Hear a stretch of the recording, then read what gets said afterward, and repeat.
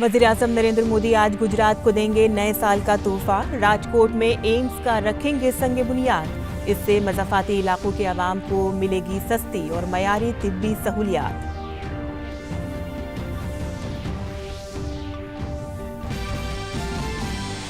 वज़ीर-ए-आज़म ने प्रगति मीटिंग में लिया रेल, सड़क ट्रांसपोर्ट, शहरी तरक्की से मुतालिक मंसूबों का जायजा। ज़ेर-ए-इल्तवा मामलों को जल्द हल करने और मंसूबों को वक्त पर मुकम्मल करने के लिए चीफ सेक्रेटरियों को दी हिदायत।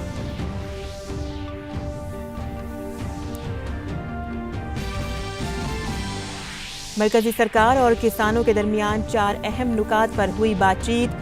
2 मामलों पर हुआ इत्तेफाक। 4 जनवरी को होगी अगले दौर की बातचीत।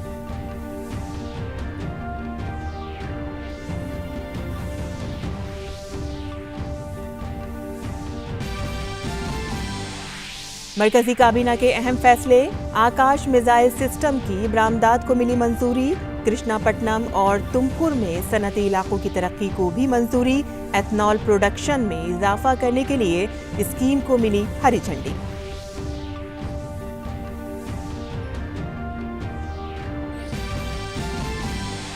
इनकम टैक्स रिटर्न फाइल करने की आखिरी तारीख में तौसी। नौकरी पेशा 10 जनवरी तक दाखिल कर सकेंगे रिटर्न।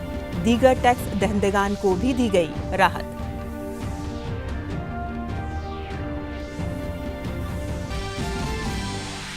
आज शाम 6 बजे होगा सीबीएसई बोर्ड इम्तिहानात की तारीखों का ऐलान। तलबा का इंतजार होगा खत्म।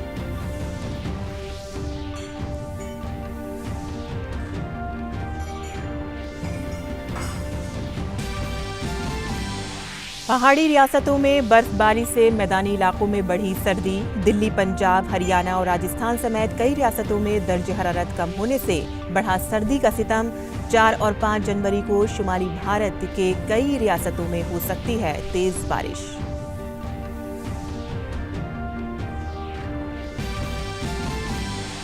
और आज है साल 2020 का आखिरी दिन। लोगों को नए साल का बेसब्री से इंतजार। कोरोना के सबब एहतियात के साथ करें नए साल का इस्तकबाल।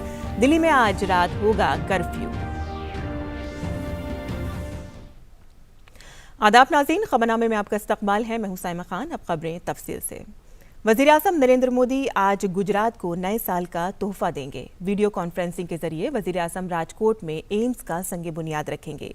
201 एकड़ अराजी पर मुहित 1195 करोड़ रुपए की लागत से तैयार होने वाले एम्स के 2022 वस्त तक मुकम्मल होने की उम्मीद है। मरकज की नरेंद्र मोदी सरकार मुल्क भर में एम्स के क़याम को फ़रोग़ दे रही है ताकि लोगों को अपने ही इलाकों में सस्ती और अच्छी सेहत खिदमात मिल सकें। इसी सिलसिले में मुल्क की तमाम रियासतों में एम्स कायम हो रहे हैं। गुजरात को नए साल का तोहफा देते हुए वज़ीर-ए-आज़म नरेंद्र मोदी आज दिन में 11 बजे वीडियो कॉन्फ्रेंसिंग के जरिए से राजकोट में एम्स का संगे बुनियाद रखेंगे। गुजरात के गवर्नर, गुजरात के वज़ीर आला, मरकजी वज़ीर सेहत और सेहत के वज़ीर ममलिकत भी इस मौके पर मौजूद रहेंगे। माननीय प्राइम मिनिस्टर साहब के हाथों से ये जो भूमि पूजन होने वाले हैं, इसके लिए डिस्ट्रिक्ट एडमिनिस्ट्रेशन की ओर से पूरी तैयारी है। ये जो प्रोजेक्ट जब फाइनल होगा तब नेशनल लेवल और इंटरनेशनल लेवल का जो मेडिकल फैसिलिटी है यहाँ पे अवेलेबल होने वाले हैं। रिसर्च से लेके मेडिकल एजुकेशन के लेके ट्रीटमेंट, हर एक जो मेडिकल सेक्टर का जो भी एस्पेक्ट है एम्स में कवर होने वाले हैं। इस प्रोजेक्ट के लिए 201 एकड़ ज़मीन मुख्तस की गई है। इस प्रोजेक्ट की तखमीना लागत 1195 करोड़ रुपए है और इसका काम 2022 के वस्त तक पूरा होने की उम्मीद है। 750 बेड वाले इस जदीद तरीन अस्पताल में 30 बेड का आयुष ब्लॉक भी होगा। इसमें MBBS की 125 सीटें और नर्सिंग की 60 सीटें होंगी। ये हमारा सौभाग्य है कि एम्स राजकोट को केंद्र सरकार ने मंजूर किया और उसमें राज्य सरकार इस पर भरपूर सहयोग दे रही है। राज्य सरकार ने इसके लिए लगभग 200 एकड़ का ज़मीन भी आवंटित किया है और राज्य सरकार हमारे बिल्डिंग प्लान्स को भी तुरंत मंजूरी दे रही है। इस प्रोग्राम के लिए सारी तैयारियां हो चुकी हैं। सिक्योरिटी के इंतजामात के साथ ही प्रोग्राम में कोविड प्रोटोकॉल पर भी ध्यान रखा जा रहा है। कोविड की परिस्थिति के अंदर बंदोबस्त करने में आ रहा है, तो उसकी गाइडलाइंस का फॉलो हो और उसके हिसाब से ही सारे नॉर्म्स फॉलो हों, इसकी हम खास ध्यान रख रहे हैं। गुजरात और खासकर राजकोट के आसपास के ज़िलों के लिए ये काफ़ी खुशी का दिन है। कौमी और बैनुल-अक़वामी सहूलियात से लैस इस आला सतह के इदारे के बनने से पूरे इलाके के लोगों को सस्ती और मेआरी तिब्बी सहूलियात मिलेंगी। इससे 4000 लोगों को सीधा रोजगार मिलेगा और हज़ारों लोगों को बिलवास्ता तौर से रोजगार मिलेगा। Bureau report, DD news Urdu खबरें। वज़ीर-ए-आज़म नरेंद्र मोदी ने गुज़िश्ता रोज़ 34वीं प्रगति इजलास की सदारत की। उन्होंने मुतअद्दिद स्कीमों, मंसूबों और प्रोग्रामों के साथ साथ शिकायत की सूरत हाल का जायजा भी लिया। इनमें रेलवे, सड़क, नकलो हमल, शाहराहों, रिहाइश और शहरी तरक्की से मुतालिक उमूर शामिल थे। इन तमाम मंसूबों में तकरीबन 1 लाख करोड़ रुपए की लागत आएगी, जो मजमूई तौर पर 10 रियासतों, मरकज़ के ज़ेर इंतज़ाम इलाकों में जारी है। इनमें उत्तर प्रदेश, मध्य प्रदेश, राजस्थान, जम्मू कश्मीर, मगरबी बंगाल, महाराष्ट्र, दिल्ली, हरियाणा, गुजरात और दादर नागर हवेली शामिल हैं। वज़ीर-ए-आज़म ने चीफ सेक्रेटरियों से ज़ेर इल्तवा मंसूबों को मुकर्ररा मुद्दत के अंदर मुकम्मल करने की हिदायत दी। मीटिंग के दौरान वज़ीर-ए-आज़म ने आयुष्मान भारत और जल जीवन मिशन से मुतालिक स्कीमों का भी जायजा लिया। इसी के साथ ही वज़ीर-ए-आज़म ने तमाम बासलाहियत लोगों से जल्द अज जल्द आयुष्मान भारत योजना में 100% हदफ को मुकम्मल करने के लिए कहा। वज़ीर-ए-आज़म मोदी ने मरकज़ के ज़ेर इंतज़ाम इलाकों से जल्द ही जल जीवन मिशन के हदफ को मुकम्मल करने की भी जोर दिया। सारिफीन के उमूर से मुतालिक शिकायत के बारे में भी मालूमात ली। उन्होंने मुतालिका हुक्काम को शिकायत के इजाले के लिए भी कहा। 33वीं जायजा इजलास में 280 मंसूबों के साथ 50 मंसूबों और प्रोग्रामों का भी जायजा लिया गया। मरकज़ी हुकूमत और ज़राए क़वानीन की मुखालिफत में मुजाहिरों पर बैठे किसानों के दरमियान बुध को छठे दौर की बातचीत हुई। मीटिंग में किसानों की तरफ से तफसीलात के मुताबिक तीनों ज़राए क़वानीन, MSP की खरीद नज़्म के साथ ही कौमी राजधानी खित्ते और आसपास के इलाकों में फ़िज़ाई आलूदगी बंदोबस्त के लिए कमीशन ऑर्डिनेंस 2020 और बिजली तरमीमी बिल 2020 में किसानों से मुतालिक मसाइल पर तफसील से तबादला ख्याल किया गया। किसानों के साथ मुनक़िद मीटिंग के बाद मरकज़ी वज़ीर ज़राअत नरेंद्र सिंह तोमर ने कहा कि खुशगवार माहौल में बातचीत हुई। इस दौरान बिजली कानून और पराली जलाने को लेकर जुर्माने के मामले में हुकूमत और किसानों के दरमियान इत्तफ़ाक़ राय हो गया है। सरकार और किसान लीडरों के दरमियान आइंदा मीटिंग अब 4 जनवरी को मुनक़िद होगी। जो 4 विषय चर्चा के लिए रखे थे, उनमें 2 विषयों पर आपसी रजामंदी सरकार और यूनियन के बीच में हो गई है। पहला, जो एनवायरनमेंट से संबंधित ऑर्डिनेंस है, उसमें फराली और किसान सम्मिलित हैं। उनकी शंका थी कि किसान को इसमें नहीं होना चाहिए। सरकार ने कहा है कि हम आपकी चिंता से वाकिफ़ हैं और इस मामले में दोनों पक्षों में रजामंदी हो गई है। दूसरा, इलेक्ट्रिसिटी एक्ट, किसानों की सिंचाई के लिए जो विद्युत की सब्सिडी दी जाती है, वो राज्य जिस प्रकार से पहले से देते रहे हैं वैसी ही चलनी चाहिए, ऐसी यूनियंस की मांग थी। उस मांग पर भी यूनियन और सरकार के बीच में रजामंदी हो गई है। हुकूमत के साथ बातचीत के बाद किसानों ने भी बातचीत को मुस्बत बताया और कहा कि तीनों ज़राए क़वानीन की वापसी और MSP की कानूनी जमानत पर अब भी रुकावटें हायल हैं। जो बिजली वाला कानून था वो वापसी ले रहे हैं सरकार। वो जैसे पहले थी ऐसे ही रहेगा। उनसे 2 मुद्दों पर कमेटी की बात हुई है। कमेटी की बात नहीं अभी हुई। 4 तारीख में फिर मीटिंग होगी। एक तो जो 3 बिल हैं उन पे और MSP पे 2 चीज रहेगी है। 2 चीज पे ही बातचीत होगी 4 तारीख में। वज़ीर दिफा ने भी किसानों के मसाइल पर बात करते हुए कहा कि जब भी मुल्क में इक़्तिसादी बहरान की सूरत हाल पैदा हुई है, किसानों ने हर बात मुल्क की मईशत को संभाला है। हमारे मुल्क की मईशत की असल ताकत हमारे किसान हैं। किसान के प्रति हृदय की गहराइयों से सम्मान व्यक्त करते हैं और हर समय भारत के किसानों के प्रति हमारा सिर झुका हुआ है उनके सम्मान में। वो हमारे अन्नदाता हैं और जब भी आर्थिक संकट का दौर इस देश में आया है तो देश की अर्थव्यवस्था को संभालने का काम यदि किसी ने किया है तो इस देश के किसानों ने किया है। हमारे देश की अर्थव्यवस्था की ताकत है हमारा किसान, कृषि या रीढ़ है। और नाज़रीन, यहाँ खबरनामे में वक्त है एक मुख्तसर से वक्फे का, हम जल्द हाजिर होते हैं।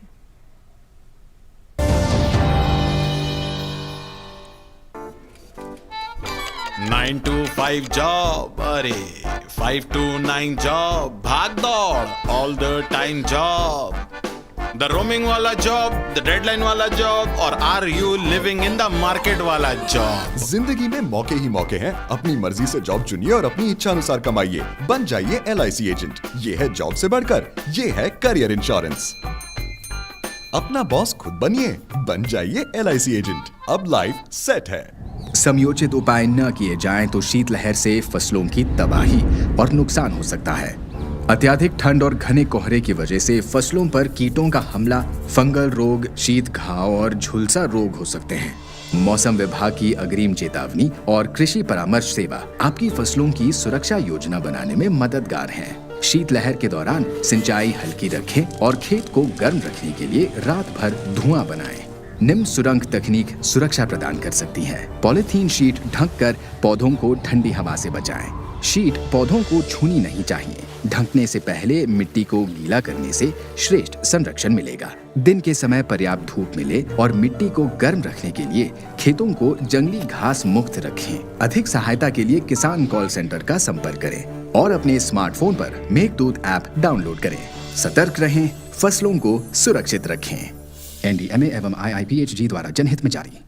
पक्की होगी बुनियादें तो हंसे हिंदुस्तान होगा। पहल करो शुरुआत करो, करो तो पक्की बात करो। पहल करो शुरुआत करो, करो तो पक्की। वनडे सीमेंट, एक परफेक्ट शुरुआत। खबरनामे में आपका फिर से खैर मकदम है। वज़ीर-ए-आज़म नरेंद्र मोदी की सदारत में कल मुनक़िद मरकज़ी काबीना की मीटिंग में कई अहम फैसले किए गए। इत्तलात व नशरियात के वज़ीर प्रकाश जावड़ेकर ने बताया कि जहां माल ढुलाई होगी उसी कॉरिडोर के साथ जहां एक्सप्रेस वे हैं, बंदरगाहें हैं, रेलवे की सहूलियात हैं और हवाई अड्डे भी हैं, ऐसी जगहों पर तकरीबन 7,725 करोड़ रुपए की लागत से सनती शहरों को फ़रोग़ देने का फ़ैसला इक़्तिसादी उमूर की कमेटी ने किया है। होगी उस कॉरिडोर के साथ जहां एक्सप्रेसवेज है, जहां बंदरगाह है, जहां रेलवे की बड़ी सुविधा है और जहां एयरपोर्ट भी है, ऐसे जगह औद्योगिक शहरों का और क्षेत्रों का विकास करने का एक महत्वपूर्ण निर्णय कैबिनेट इकोनॉमिक अफेयर्स ने लिया है। तो 7,725 करोड़ के लागत से और जिससे लगभग 3 लाख रोजगार पैदा होंगे,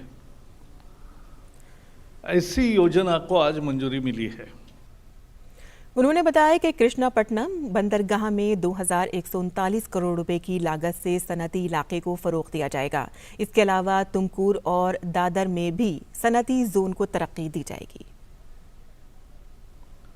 कृष्णापट्टनम जो बंदरगाह है पूर्व में, वहाँ 2,139 करोड़ के लागत से ये औद्योगिक प्रक्षेत्र का विकास होगा।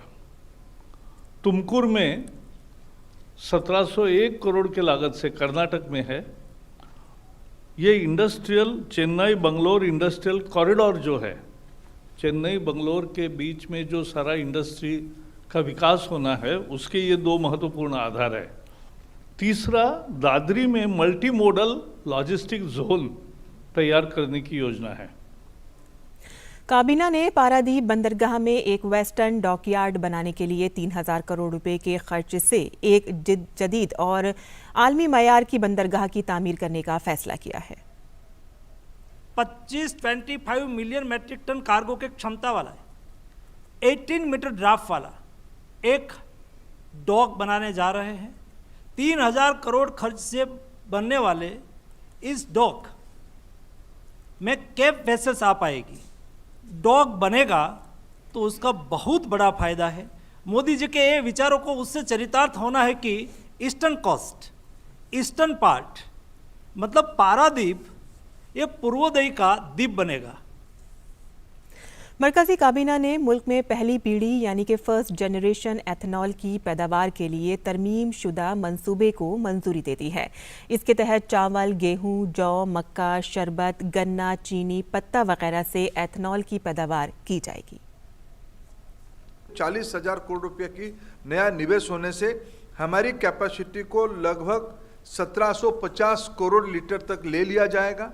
सरकार ने 8,460 करोड़ रुपया की इंटरेस्ट सबवेंशन स्कीम की जिम्मेवारी लिया है, जिसमें से ऑलरेडी 4,687 करोड़ रुपया ऑलरेडी अप्रूव पिछले दिनों में कर लिया गया था।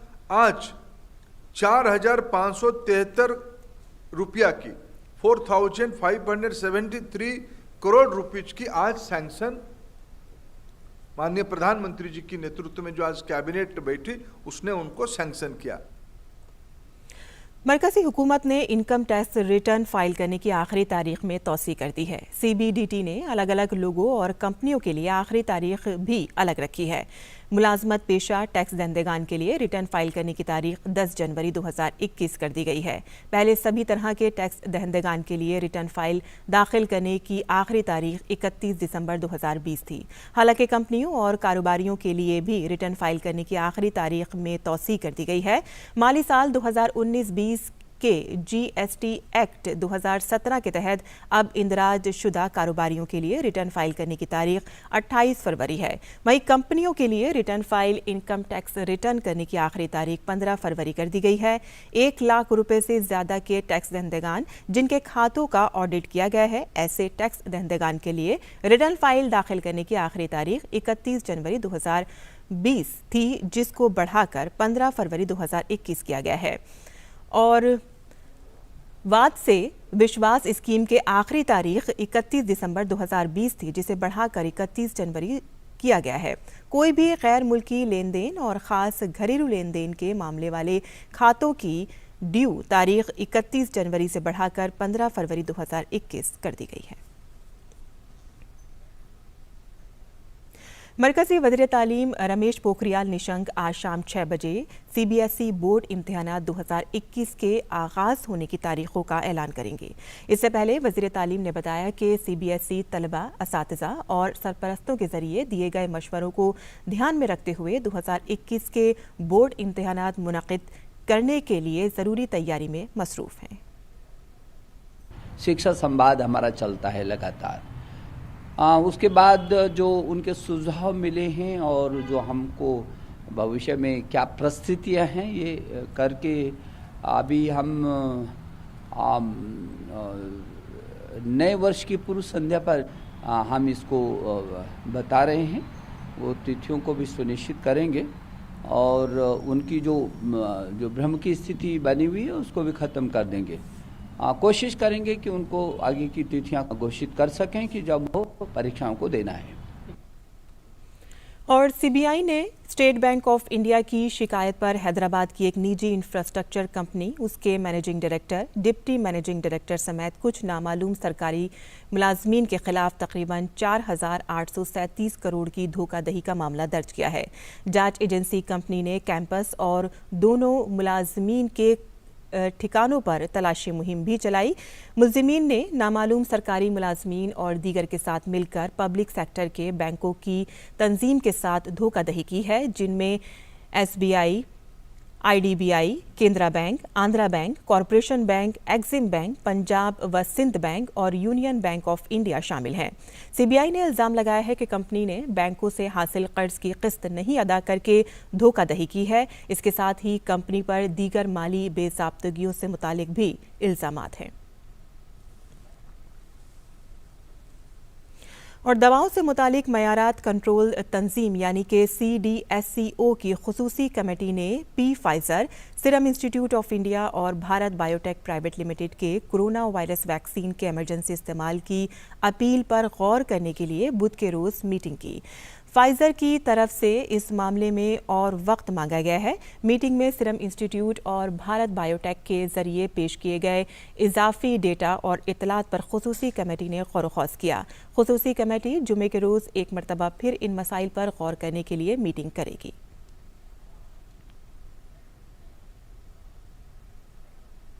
और अब बात करते हैं मौसम की, जहां शुमाली भारत में सर्दी का कहर जारी है। पहाड़ी इलाकों में बर्फबारी ने मैदानी इलाकों में सर्दी में मजीद इजाफा कर दिया है। महकमे मौसमियात का कहना है कि शुमाली हिंदुस्तान के बेशतर इलाकों में आइंदा 2 रोज़ में सर्दी की लहर में इजाफा हो सकता है, यानी नए साल को भी सख्त तरीन सर्दी के साथ मुबारकबाद दी जाएगी। दिल्ली NCR में गुज़िश्ता 2 दिनों से कड़ाके की ठंड जारी है। पहाड़ी इलाके बर्फ की सफ़ेद चादर में लिपटे हुए हैं, जबकि सर्दी की वजह से मैदानी इलाके शदीद मुतासिर हैं। शुमाली हिंदुस्तान के बेशतर इलाकों में यही सूरत हाल है। माउंट आबू में दर्ज हरारत 4 डिग्री तक गिर गया है। पंजाब के लुधियाना और अमृतसर में भी सर्दी का कहर जारी है।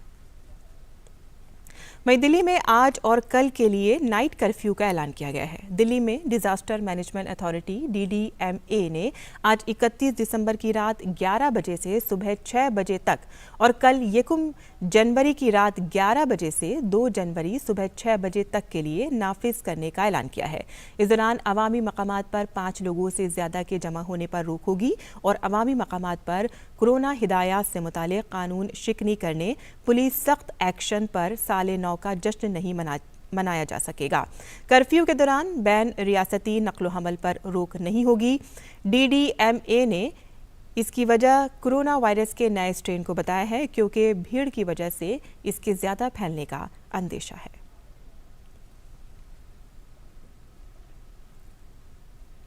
और एक तरफ जहां सर्दी का सितम जारी है, तो वहीं दूसरी तरफ पहाड़ों पर सयाह नए साल का जश्न मनाने के लिए पहुंच रहे हैं।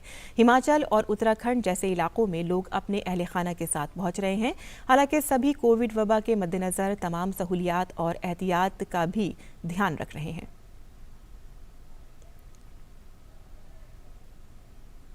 और अब एक नज़र दिल्ली से शाये उर्दू अखबारात पर।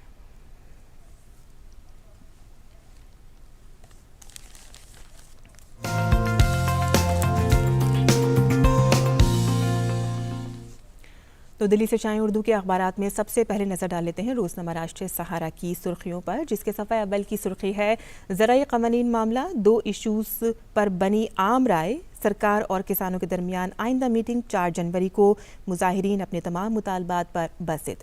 दूसरी खबर है आकाश मिसाइल सिस्टम की बरामदात को मंजूरी, नई सनती राहदारी की तामीर और 3 ममालिक में हिंदुस्तानी मिशन खोलने समेत कई अहम फैसले ये काबीना मीटिंग में किए गए हैं। और एक और ख़बर है जहां पर जम्मू कश्मीर के लेफ्टिनेंट गवर्नर मनोज सिन्हा ने कहा है कि मरकज़ के ज़ेरे कंट्रोल इलाके के नौजवानों को रोज़गार फराहम करने के लिए तालीम, तरबियत और कर्ज़ की सहूलियात और साजगार कारोबार पॉलिसियाँ मिलाकर एक मिशन यूथ शुरू किया गया है, जिसके ज़रिए अब 2021 में उन्हें रोज़गार के मौक़े मिलने शुरू हो जाएंगे। और अब नज़र डाल लेते हैं रोज़नामा इनकलाब की सुर्खियों पर, जिसमें मौसम से मुतालिक एक ख़बर है कि शुमाल मगरिब में शदीद सर्दी और कोहरा, कश्मीर में बर्फ़बारी के बाद मौसम सर्द। इसके अलावा एक ख़बर इसमें शाये हुई है, नए साल के पेश नज़र मेट्रो ने गाइडलाइन जारी की है, जहां 31 दिसंबर रात 9 बजे के बाद राजीव चौक मेट्रो स्टेशन से मुसाफिरों को बाहर जाने की इजाज़त नहीं होगी, लेकिन दाखिला बदस्तूर जारी रहेगा। अब नज़र डाल लेते हैं हिंदुस्तान एक्सप्रेस की खबरों पर। बरतानिया से आने वाली परवाज़ों पर पाबंदी में तोसी, 1 माह के दौरान इंग्लिस्तान से हिंदुस्तान आने वाले मुसाफिरों पर मरकज़ की गहरी नज़र है। आपको बता दें कि ये नया कोरोना वायरस का जो स्ट्रेन आया है, उसके मद्देनज़र ये पाबंदी लगाई गई है। इसी से मुतालिक एक और ख़बर इसमें शाये हुई है, बरतानिया में कोरोना की तीसरी लहर से बचने के लिए हफ्तावार 20 लाख अफराद की वैक्सीनेशन लाजमी करार दी गई है।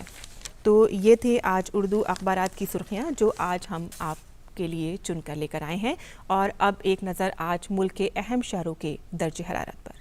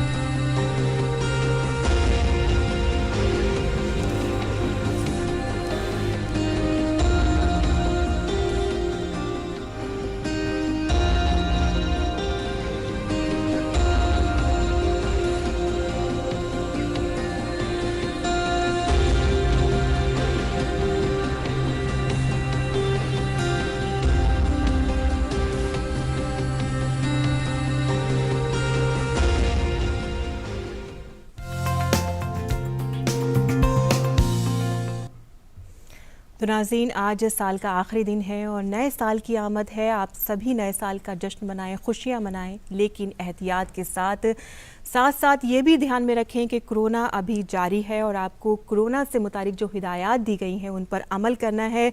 मास्क ज़रूर पहनना है और सोशल डिस्टेंसिंग का भी ख्याल रखना है। मास्क भी आपको सही तरीके से पहनना है, तभी ये कारगर साबित होगा। इसी के साथ ही अब हम आपसे इजाज़त चाहते हैं। आदाब।